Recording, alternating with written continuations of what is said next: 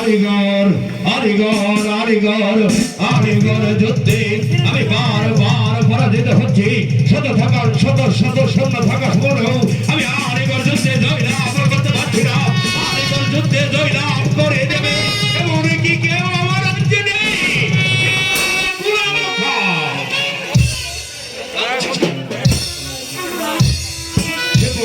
গোলাম খাঁ, তুমি তো জানো শত সৈন্য থাকা সত্ত্বেও আমি বারবার আলিগড় যুদ্ধে পরাজিত হচ্ছি।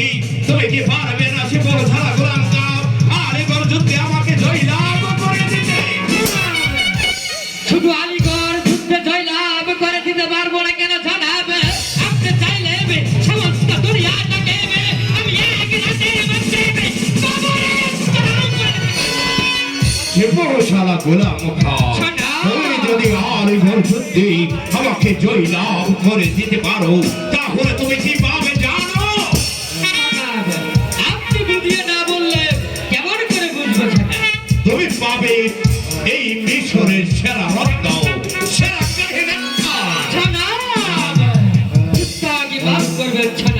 আমি বুঝতে পারিনি।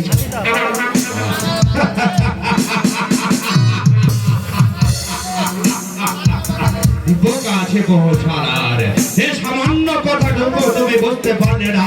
তুমি যদি আলিগড় যুদ্ধে আমাকে জয়লাভ করে দিতে পারো তাহলে তুমি পাবে আমার একটি মাত্র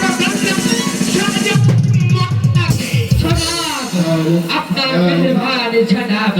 চললাম জনাব আলিগড় যুদ্ধের ময়দানে যেমনই করেই হোক যে প্রকারেই হোক উনাই কাছে জনাব আলিগড় যুদ্ধে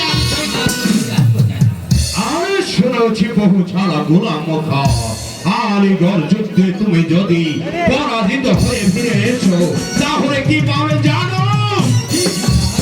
আমি তোমাকে এমন শাস্তি দেব যা দেখে এই বিশ্ব রাজ্যের সাধারণরা আতঙ্কে ছিল। এটা হচ্ছে মিশরের বাচ্চা আমিরের হুকুম।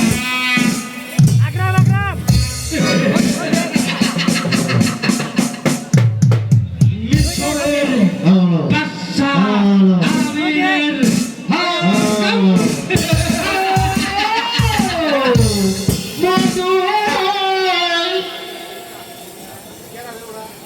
বাদশা আমিরের আমাকে হুকুম করেছে আলিগড় যুদ্ধে কেমনই করেই হোক ফলে বলে ফলে কৌশলে আমাকে জয়লাভ করে ফিরে আসতে হবে।